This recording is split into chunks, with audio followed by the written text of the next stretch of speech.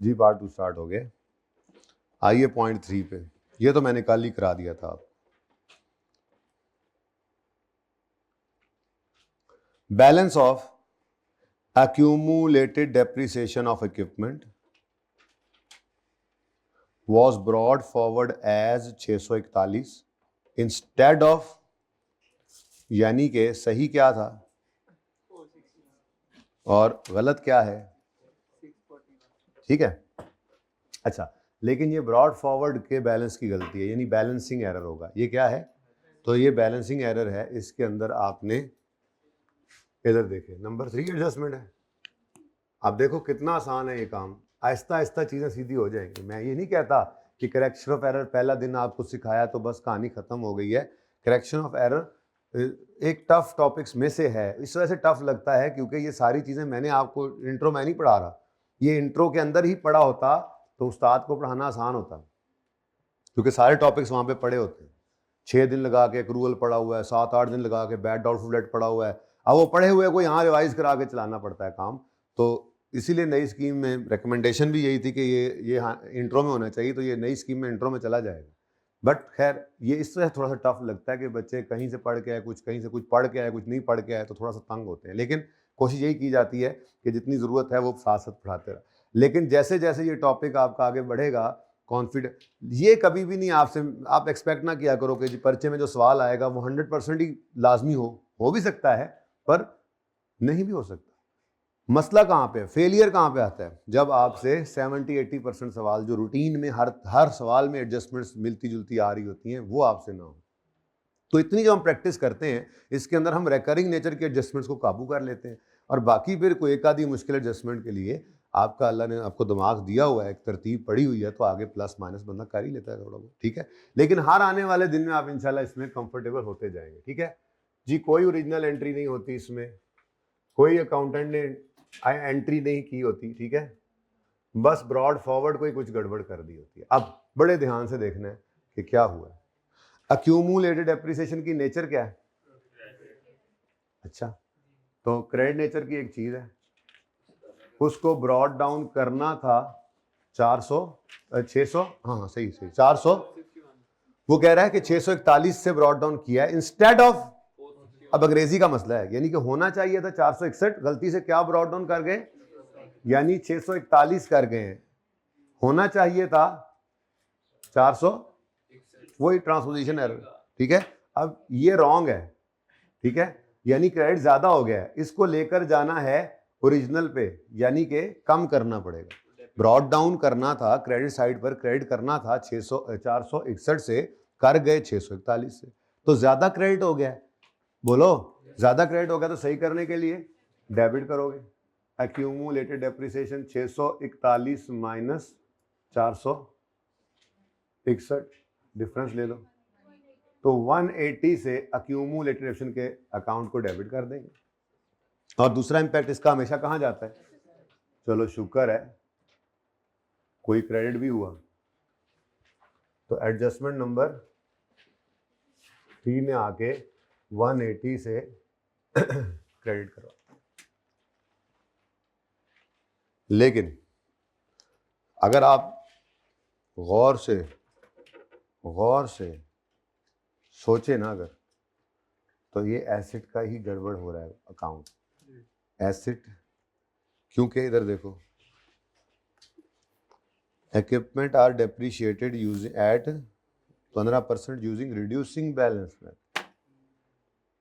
इसका मतलब ये हुआ कि आप जब डेप्रिसिएशन निकाली होगी आप जनाब ने, तो डेप्रिसिएशन निकालते हुए कॉस्ट माइनस एक्यूमुलेशन किया होगा, और जो एक्यूमुलेशन ओपनिंग में लिखा होगा वो 461 की बजाय 641 लिखा होगा, तो डेप्रिसिएशन तो गलत है कि नहीं है? अच्छा, पहले लंबी सोचवाता हूँ, आप कहोगे यार रह नहीं दे, कुछ आसान गल कर। आसान गल 1 मिनट में हो जाएगी इंशाल्लाह, ठीक है। लंबी बात क्या है, जैसे मैंने अभी आपको अर्ज किया, एक्यूमुलेटेड डेप्रिसिएशन गलती से ओपनिंग ज्यादा हो गया, तो जब ओपनिंग गलती से ज्यादा हो गया तो आपने ऑन ओपनिंग एक्सक्लूडिंग डिस्पोजल वाली डेप्रिसिएशन ली होगी, तो कॉस्ट में से माइनस किया होगा 641 और उस पर लगाया होगा क्या 15%, ठीक है। अब जब ये एक्यूमुलेटेड गलती से बढ़ गया है तो इसका आंसर क्या होता है, बुक वैल्यू ना। वो बुक वैल्यू गलती से क्या हो गई है, कम। जब गलती से बुक वैल्यू कम हुई, नहीं समझ आई, गलती से बुक वैल्यू कम हुई तो उस गलती वजह से डेप्शन भी क्या आई, कम। तो अगर हमने ये गलती सही करनी है तो साथ डेप्शन की गलती सही करनी पड़ेगी, जिसका मतलब क्या है, डेप्शन को बढ़ाना पड़े। तो इसका मतलब यहाँ पर डेप्रिसिएशन को बढ़ाने की एंट्री करनी पड़ेगी हमें, ठीक है। और बढ़ाने की एंट्री होती है डेप्शन एक्सपेंस डेबिट। अब मैं कहता हूँ इतनी लंबी सोच नहीं सोचनी, आप ये बताएं कि एसेट और एक्यूमुलेटेड डेप्रिसिएशन ये एक दूसरे के कॉन्ट्रा हैं। जब एसेट बढ़ता है तो इसका मतलब, बल्कि यूं कह लें, उलट चलता हूं मैं, ज्यादा आसान, एक्यूमुलेटेड डेप्रिसिएशन के बढ़ने का नाम एसेट की कमी, एसेट की कमी जब बुक वैल्यू निकालते हैं तो, ठीक है। तो डेप्रिसिएशन एक्सपेंस की रिकॉर्डिंग करनी हो तो डेप्रिसिएशन एक्सपेंस एसेट की कमी है ना, तो डेप्रिसिएशन एक्सपेंस का बढ़ना हम अगर एसेट अकाउंट में क्रेडिट ना करें, एक्यूमुलेटेड में क्रेडिट कर दें, तो एक्यूमुलेटेड का क्रेडिट होना यानी बढ़ना, ये दरअसल एसेट की क्या होती है, कमी। और अगर एक्यूमुलेटेड कम हो रही हो तो उसका मतलब क्या होता है, क्योंकि ये दोनों क्या हैं, कॉन्ट्रा, ये दोनों क्या हैं। अब अगर कोई मुझसे कहे कि एक्यूमुलेटेड डेप्रिसिएशन डेबिट हुआ है, ठीक है, और सस्पेंस क्रेडिट हुआ है, तो मैं उसे कहूंगा यार, मतलब मैं यूं कह लूं कि पीपी डेबिट हुआ है। अब इसका मतलब क्या है, एक्यूमुलेटेड एक्शन के डेबिट होने का मतलब क्या है, ये क्रेडिट नेचर की चीज है, इसके डेबिट होने का मतलब क्या है, इसका कम होना। इसके डेबिट होने का मतलब क्या है, इसका, और इसका कम होना दरअसल एसेट का बढ़ना है। तो आप अगर ब्रैकेट में जब भी करेक्टिंग एंट्री करें ना, एक्यूमुलेटेड एक्शन नजर आ रहा हो तो उसके आगे ब्रैकेट में क्या लिख दें, पीपीई, तो आपको इंपैक्ट आराम से मिल जाएगा डेप्शन का। अब मैंने लंबी सोच करके क्या बोला आपको कि आपको डेप्रिसिएशन बढ़ानी पड़ेगी। क्यों, क्योंकि बुक वैल्यू गलती से, एक्यूमुलेशन बढ़ने की वजह से गलती से बुक वैल्यू क्या हो गई, कम। बुक वैल्यू कम हो गई, डेप्शन भी कम हो गई। करेक्शन करने पर डेप्शन को क्या करना पड़ेगा, बढ़ाना। इतनी लंबी सोच की बजाय आप यहां पर क्या कह लो कि जी ये पीपीई ही है ना, ये एक्यूमुलेटेड डेप्शन का इंपैक्ट एसेट को असर डालता है ना। अब आपने करेक्शन की, उस करेक्शन में आपने एक्यूमुलेटेड डेप्शन को क्या किया है, बढ़ाया है, बढ़ाया है। एक्यूमुलेटेड डेप्शन की क्रेडिट नेचर है, डेबिट करने का मतलब कम किया है, कम होने का मतलब दरअसल एसेट का बढ़ना। तो मैंने सिर्फ उसके आगे ब्रैकेट में लिख दिया पीपी। अब मेरी जिंदगी दोबारा से वही कितनी आसान हो चुकी है, ठीक है। एसेट क्या हो रहा है, डेबिट, एसेट क्या हो रहा है, और पीपीई, पीपीई क्या हो रहा है, डेबिट, मतलब बढ़ रहा है, एसेट बढ़ रहा है, डेप्शन को भी बढ़ा लेंगे। बहरहाल ऐसे समझ आए आपकी मर्जी है, ना ऐसे समझ आए तब भी कोई मसला नहीं है, मैंने आपको ये डिटेल में भी समझा ही दिया, ठीक है। तो डेप्रिसिएशन आपकी कुछ शॉर्ट रह गई, तो कितनी शॉर्ट रह गई, इसी 180 की वजह से, ये 180, ये 180 कॉस्ट में से ज्यादा माइनस हुआ, तो उसी 180 की वजह से बुक वैल्यू उस 180 के अमाउंट से ही कम हो गई, और उसी 180 के ऊपर फिर डेप्शन होने से रह गई है, तो कर दे, कोई मसला नहीं। तो सुकून से 180 पे लगाओ 15%, डेट ऑफ एरर से ईयर एंड तक मसला है। अब डेट ऑफ एरर क्या है भाई, ब्रॉट डाउन गलत हुआ है, इसका मतलब जो गलती है वो सारे साल की है ना। जब यहाँ पे आप डेप्शन निकाला करते हैं तो याद है हम कहते थे यहाँ पर कभी भी फ्रैक्शन लगाने ही नहीं, मतलब यहाँ पे पूरे साल की डेप्शन आनी है, तो इसका मतलब यहाँ पर इस गलती वजह से पूरे साल की डेप्शन क्या हुई है, गलत। 12/12 लिखूं, तो लिख ही देता हूँ, चलो लिख ही देता हूँ, पूरे साल की, वैसे लिखना नहीं चाहिए, चलो अब लिख दिया 27।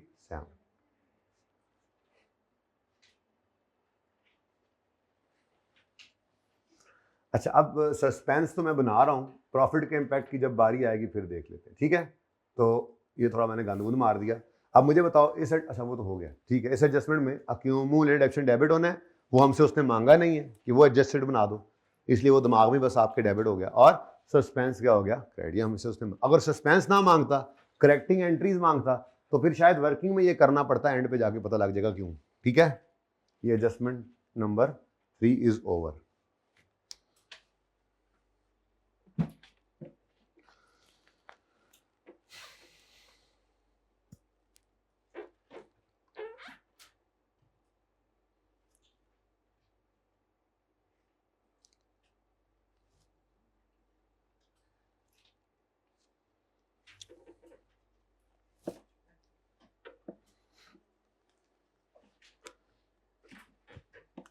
अच्छा जी, लें अगर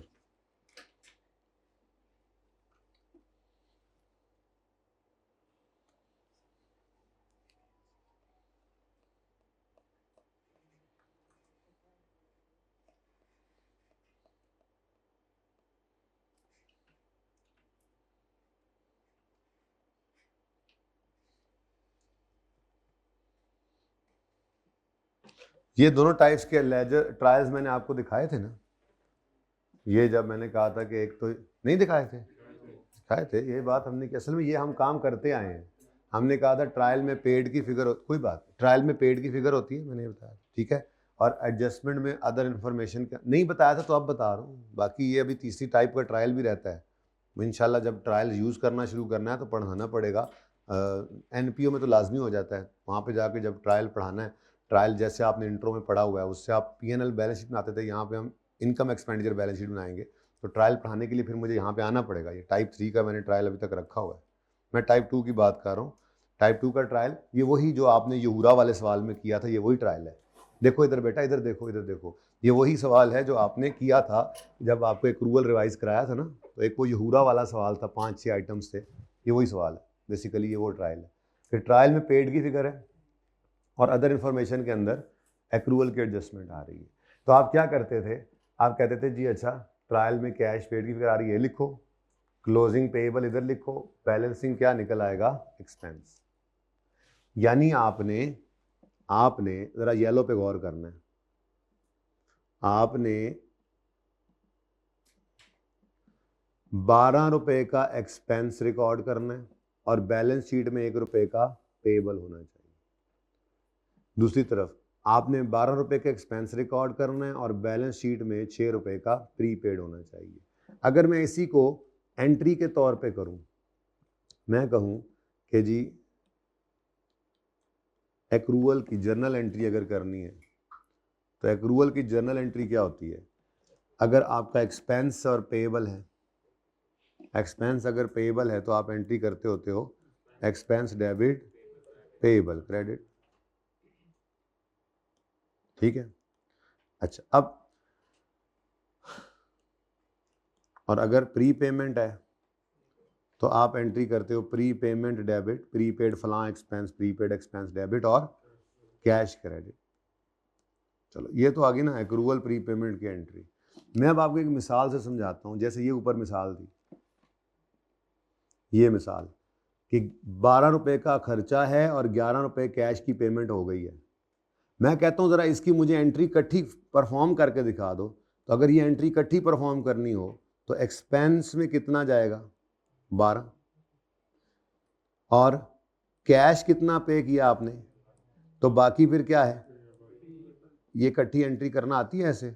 नहीं भी आती तो आप सिखा रहा हूँ ना, ये बड़ी सादा सी बात। P&L के अंदर एक्सपेंस कितना चला जाएगा, 12। अब आपने इसमें से कितना पे कर दिया, 11, तो बाकी फिर क्या है। अच्छा ये तो हो गया एक्रूवल की अगर एडजस्टमेंट, आप पढ़े लिखे अकाउंटेंट हो तो पहली बार ऐसे करेंगे अगर एडजस्टमेंट सामने आ जाए। हमने हर टॉपिक में लेजर बना के एक्रूवल की एडजस्टमेंट करनी है, लेकिन करेक्शन ऑफ एरर के अंदर जर्नल एंट्री से करनी पड़ती है, इसलिए मैं सिखा रहा हूँ, ठीक है। अच्छा अगर प्री पेमेंट है, मिसाल के तौर पे आपने एक खर्चा था, वो इसी मिसाल को लेते हैं, कितना पे कर दिया, 18 रुपये का, एक 18 रुपये की पेमेंट कर दी, जबकि इस साल में सिर्फ 12 रुपये का खर्चा होना था। अगर आपको ये पता लग जाए तो आप एक्सपेंस में क्या लिखेंगे, 12, बाकी क्या लिखेंगे, प्रीपेड एक्सपेंस कितना, 6, और कैश कितना क्रेडिट होगा, 18। तो ये बेसिकली आपको जब एडजस्टमेंट बताएगा ना तो आपकी ओरिजिनल एंट्री ये हुआ करेगी, और रॉन्ग में उसने कोई चवल मारी होनी है और रेक्टिफिकेशन आप फिर कर लेंगे। तो एक्रूवल की एडजस्टमेंट को हम ऐसे टैकल करेंगे। बात समझ आई। एक्रूवल की एडजस्टमेंट इनकम भी हो सकती है, इनकम के केस के अंदर फिर देख लेंगे, फिलहाल ये तो आ गया ना सामने, ठीक है। तो एक्रूवल की एडजस्टमेंट है, अगर आपने एडजस्टमेंट को पहली बार ओरिजिनल एंट्री की फॉर्म में लिखना हो तो कैसे लिखोगे, अगर 12 रुपये का खर्चा था, कम पे हुआ तो बाकी पेएबल, अगर 12 रुपये का खर्चा था, ज़्यादा पे कर दिया आपने तो कुछ प्रीपेड। तो ये ओरिजिनल एंट्री इस तरह से डेटा देखकर हम कर लिया करेंगे, ठीक है, सही है यार। तो ले नहीं ले लिया उन्होंने पिक्चर इतनी देर में, इसकी वो अभी नहीं लेनी, वो जब मुकम्मल करूंगा तो फिर उसके बाद पूरी तस्वीर दूंगा, जब मौका आया तो उस वक्त ले ली थी तस्वीर। अच्छा जी एडजस्टमेंट पढ़े, रिसीट ऑफ एनुअल रेंट, ले मैं तो एक्सपेंस की बात कर रहा था, वो इनकम पे ले आया, कोई बात नहीं, आते तो दोनों ही है ना, तरतीब सिखा दी, अब एंट्री कराता हूँ आपको। अच्छा है ना, वहाँ एक्सपेंस, वहाँ उधर भी इनकम इधर भी इनकम करता, दो बार क्यों करता, वहाँ पे एक्सपेंस सिखा दिया, यहाँ पे इनकम आ गई।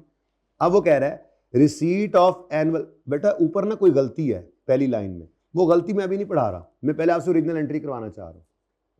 Receipt of annual rent for the period ending 31 मार्च। मैंने इस टॉपिक में जब एक्रूवल करवाया था ना आपको, तो मैंने बोला था कि जब वो इस तरह लिखता है ना कि वो पीरियड जो 31 मार्च को एंड हो रहा है, एनुअल रेंट है, एनुअल यानी वो साल जो 31 मार्च 22 को एंड हो रहा है, इसका मतलब वो साल होगा 1 अप्रैल 21 से 31 मार्च 22 तक। लेकिन जरा टॉप पे जाकर देखो तो हमारा ईयर एंड क्या है, ओ माय गॉड, हमारा ईयर एंड क्या है 31 दिसंबर 2000। तो इसका मतलब जनवरी फरवरी मार्च 22 वाला वो हमारा इस साल से आगे निकल रहा है, ठीक है। लेकिन ये एनुअल रेंट है, प्रीपेड ना कहना, annual rent, receipt of annual rent है, यानी इनकम का केस है, तो एडवांस इनकम है। यानी आपने 336 जो रिसीव किया है, ये कितने माह का है, नहीं ये कितने माह का है, ये 12 माह का है, ठीक है। और इसमें से आपने 3 महीने को कहना है एडवांस यानी लायबिलिटी, और 9 माह के खर्चे को आपने कहना है इनकम। अब 336 को डिवाइड कर दोगे 12 से, इंटू 9 करोगे तो इनकम, और इंटू 3 करोगे तो अनअर्न्ड। जल्दी से ओरिजिनल एंट्री करो, 2 ये वो ना करो, 2 ये वो, ओरिजिनल एंट्री करो, जल्दी करो, शरद नान के आने में से 15 मिनट रह गए, जल्दी करो।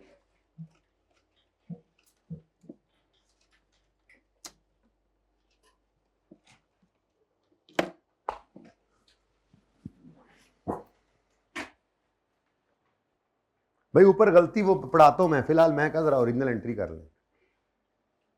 रिसीट यानी कैश आ गया of annual rental amounting to 336, तो कैश कितना आया 336। लेकिन ये जो रेंट है ये कौन से साल का है, वो साल जो 31 मार्च 22 में एंड होगा। इसका मतलब हमारे साल के अंदर सिर्फ 9 महीने इसके फॉल करेंगे, अगले 3 महीने तो हमने एडवांस में रिसीव कर लिए रेंट को, ठीक है। ये मिटा रहा हूं मैं, ये जो मैंने गंद रहा था ये मिटा रहा हूं, पिछली एडजस्टमेंट वाला, ठीक है, मिटा दूं, जगह चाहिए ना मुझे। हाँ जी, ये तो देखो बेटा, ओरिजिनल एंट्री नंबर 4 है, एडजस्टमेंट नंबर 4 है, और एडजस्टमेंट 4 में बहुत सारे हैं। एडजस्टमेंट 4 में अब बुलेट्स हैं, बुलेट 1, हाँ जी, रिसीट है यानी कैश आ गया है, कितना,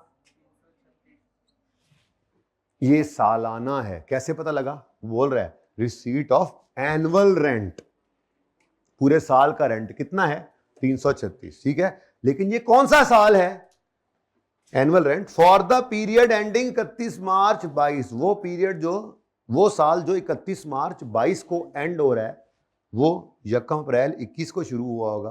तो हमारे साल में तो 1 अप्रैल 21 से 31 दिसंबर 21 तक 9 मंथ्स फॉल करेंगे। तो मैंने कहा जी इनकम में ले जाओ, रेंटल इनकम में ले जाओ, ये देखो 336 का 9/12, 336 को डिवाइड करो 12 से, मल्टीप्लाई करो 9 से, कितना, और बाकी का क्या है, प्रीपेड, बाकी का क्या है, advance rent, advance income, advance rent, rent in advance, unearned rent, deferred rent, जो मर्जी नाम लिख दो, लायबिलिटी है, ठीक है, कितना। अच्छा ये मैं बैलेंसिंग निकालूंगा, ठीक है, अगर आप मुझे यूं लिख लेना कभी एडवांस रेंट, लेकिन मैं कर सकता था यहां पर क्या 336 इंटू 3/12, लेकिन पागल है क्या टाइम जाया करें, कैलकुलेटर में बस इन दोनों का डिफरेंस। तो ये बच्चों ओरिजिनल एंट्री है, ये मुश्किल है, एक्सपेंस वाली आसान होती है, ये नहीं, इन दोनों में ये कंपैरेटिवली ये मुश्किल है, एक्सपेंस वाली बहुत आसान होती है, ठीक है, ये भी आसान है, ठीक है, अल्लाह ने आसान कर दी, लेकिन एक्सपेंस वाली इससे भी आसान होती है। तो अब जब कभी एक्रूवल की एडजस्टमेंट आएगी, अभी एक्सपेंस वाली भी 1-2 आएंगी आगे किसी सवाल में चल के, फिलहाल तो इनकम वाली आ गई। तो ये आपने ओरिजिनल एंट्री कर ली जैसे तरीका सिखाया आपको। अब जाके देखना है उसने क्या गलती की, गलती उसने ऊपर लिखी हुई थी, क्या कह रहे हैं, following entries in cash book were not posted to general ledger. ये कैश बुक की एंट्रीज जो हैं, रॉन्ग एंट्री में आओ भाई। कैश बुक तो आपकी जनरल लेजर में पड़ी नहीं होती, जनरल लेजर में वो तो कैश बुक तो बुक्स ऑफ प्राइम एंट्री में होती है, और कैश की एंट्री अकाउंटेंट नहीं भूलता। कैश तो आया 336 का, वो उसने रिकॉर्ड कर लिया, लेकिन उसको जनरल लेजर्स में पोस्ट ही नहीं किया। बोला सुभान अल्लाह।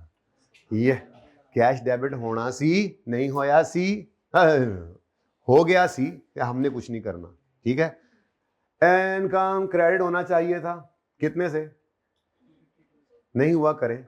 एडवांस रेंट नामी लायबिलिटी क्रेडिट होनी चाहिए थी, नहीं हुई तो, और बाकी क्या कर दें, सस्पेंस है ना। लेकिन है नहीं अहमद भाई, तो समझना है परचे तुझे सस्पेंस पा दो। चले खैर, ना समझ आए तो कुछ तो करके आएंगे ही, ऐसे थोड़ी मजाक कर रहा था, कर देना जी। 330 अब उल फिर गड़बड़ होगी, चलो खैर अल्लाह मालिक। Adjustment number 4।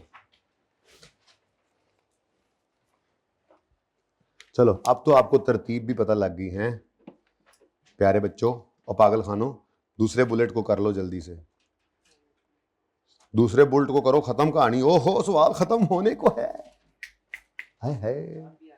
सारा नान के आने में बहुत टाइम पड़ा है। 8 बड़े, ये तो सवाल ही खत्म हो गया।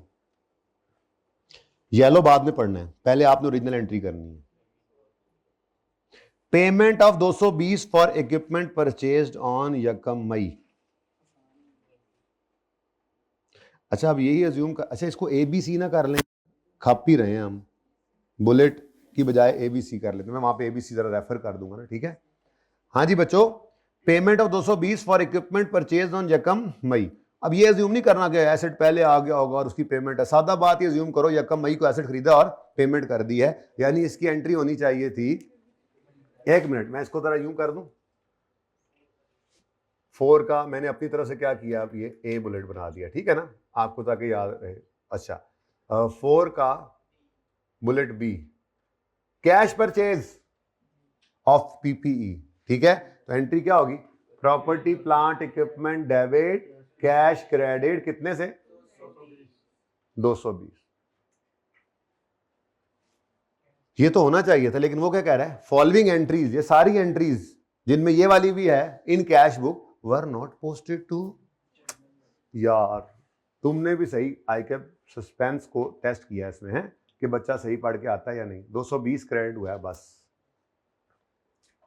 तो PPE को डेबिट करना था, नहीं किया तो कर लीजिए डेबिट 220 से। कैश क्रेडिट होना था, वो तो हो गया, कुछ ना कीजिए, तो फिर दूसरा इंपैक्ट कहाँ फेंक दीजिए, सस्पेंस। लेकिन मुसीबत क्या है, मुसीबत है PPE आ गया है, ठीक है। तो PPE डेबिट सस्पेंस क्रेडिट, पहले जरा इसको कर लें, एडजस्टमेंट नंबर 4 ही चल रही है, मैंने अपनी तरफ से इसको AB किया है। अब ये क्या चीज है, ये है क्या, इक्विपमेंट। तो इक्विपमेंट के बारे में कोई रेट रूट दिया हुआ है, हाँ वो इक्विपमेंट ही था। इक्विपमेंट पर 15% रिड्यूसिंग बैलेंस है, लेकिन पहला साल है और पहले साल में तो रेट, अच्छा एसेट बर्डर डेप्शन को भी डेप्शन expense debit accumulated depreciation credit, और पहला साल है तो 220 पर ही रेट लग जाएगा, 15% लगेगा। लेकिन हाँ उसने डेट ऑफ परचेज दी थी बहाने से आपको, तो 220 इंटू 15% इंटू, हाँ यकम मई को आया, जनवरी फरवरी मार्च अप्रैल 4 महीने नहीं थे, बाकी के 8 महीने डेप्रिसिएशन। जाहिर है एक एसेट रिकॉर्ड ही नहीं किया तो डेप्शन कहां से की होगी, तो कर लो अब एसेट रिकॉर्ड के डेप्शन भी करो। 8/12 कितना, 22। तो depreciation expense debit accumulated depreciation credit.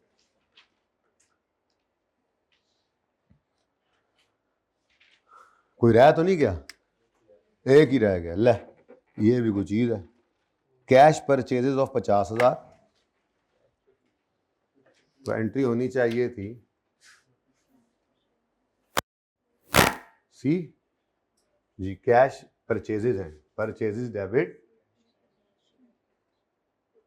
Purchases debit cash credit 50 से, ऊपर वाली लाइन तो ऐसे ही है कि following entries in cash book were not posted in, जरा भाई स्मार्ट हो जाओ तुम, ऐसे तो नहीं काम चलेगा जी बच्चों। तो कैश की जो जो एंट्रीज हैं ये रेलेवेंट लेजर्स में पोस्ट नहीं हुई तो कर लो, परचेजेस को डेबिट करना था नहीं किया तो परचेजेस को डेबिट करो, कैश क्रेडिट होना था वो तो हो गया, कुछ ना करो तो सस्पेंस को क्या कर दो, बैलेंसिंग फिगर जाती है सस्पेंस में जी।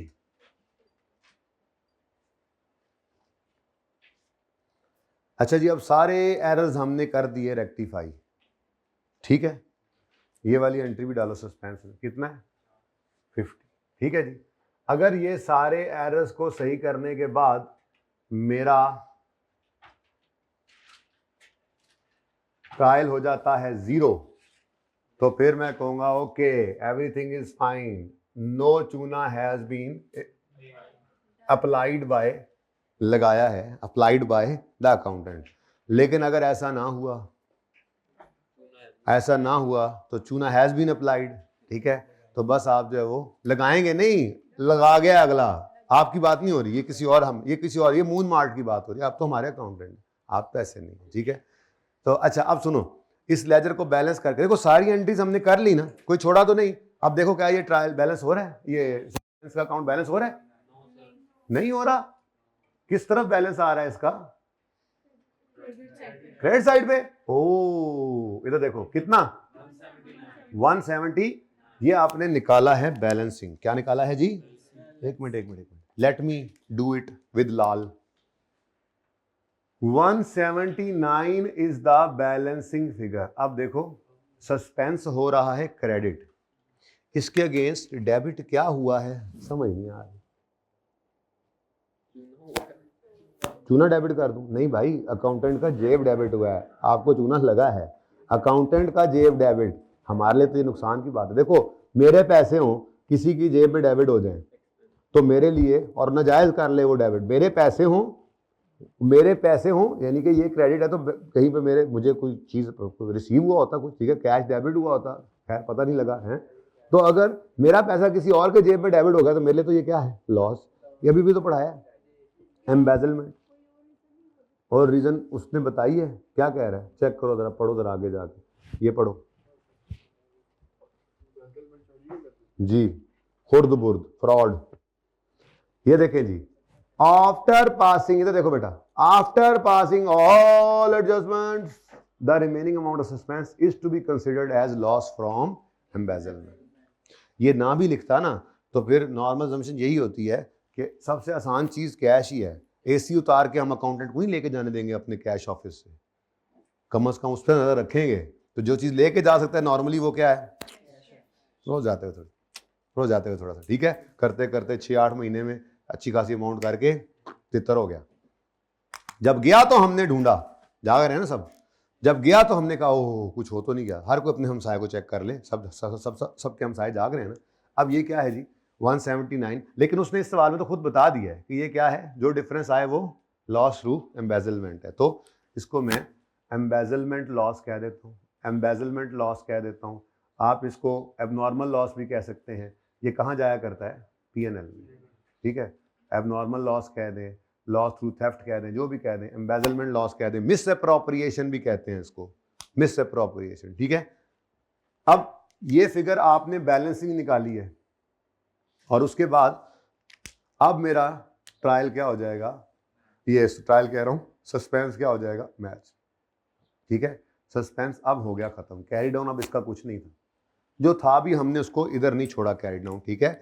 बल्कि सब कुछ करने के बाद भी अगर 179 गायब है, 1,79,000 गायब है, तो वो फिर अकाउंटेंट ले गया, उसने खुद सवाल में बता दिया, इंडिकेशन दे दिया करेगा, ठीक है। अच्छा अब मुझे ना ये एंट्री पास करानी है आपने, ये 179 की एंट्री कहीं नहीं हुई, ये एंट्री पास करा दो। सस्पेंस का अकाउंट क्रेडिट और पीएनएल डेबिट, पीएनएल में कौन सा एक्सपेंस, एम्बेजलमेंट लॉस या मिस अप्रोप्रिएशन एक्सपेंस, जो मर्जी नाम, फ्रॉड एक्सपेंस, जो मर्जी लिख लो। तो ये एक एक्स्ट्रा एंट्री आएगी यहाँ पर, एडिशनल एंट्री है जो सस्पेंस पूरा होने के बाद आपके सामने आई, और वो है जनाब एम्बेजलमेंट लॉस पीएनएल में, एबनॉर्मल लॉस पीएनएल में, एम्बेजलमेंट लॉस डेबिट और सस्पेंस का अकाउंट क्रेडिट रिक्वायरमेंट ए में ही ये लिखा हुआ है। ठीक है जी, कितना 179।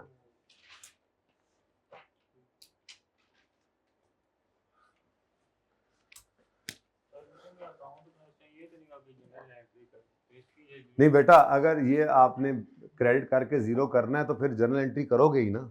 इस 179 को या तो इसके क्लोजिंग में रख दो और बैलेंस शीट में एज एन एसेट एसेट्स में शो कर दो, फिर तो बैलेंस शीट टैली हो जाएगी। हाँ, लेकिन उसमें सस्पेंस नजर आ रहा होगा, तो क्या सस्पेंस नजर आना चाहिए?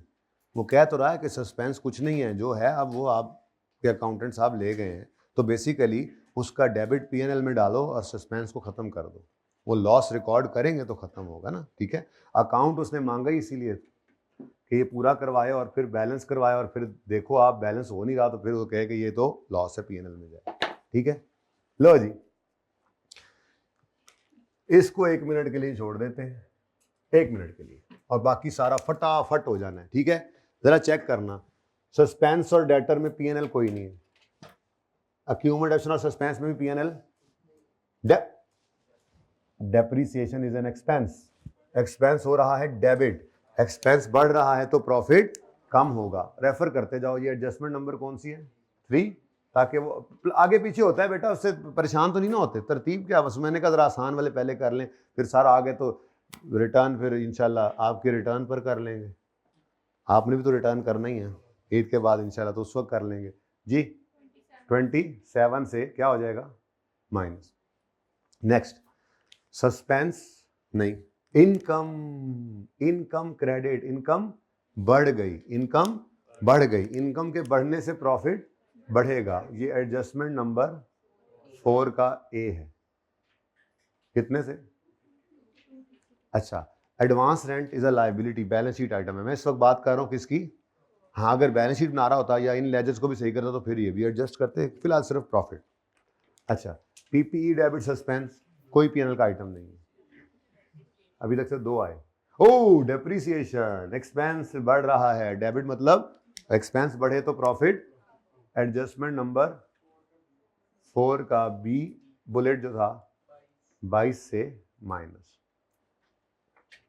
ठीक है, नेक्स्ट, परचेजेस भी तो पीएनएल का आइटम है। Purchase is just like an expense, purchase बढ़ रही है, एक्सपेंस बढ़ रहा है, तो एक्सपेंस के बढ़ने से प्रॉफिट कम होगा। एडजस्टमेंट नंबर 4 का ही बुलेट सी है, 50 से कम।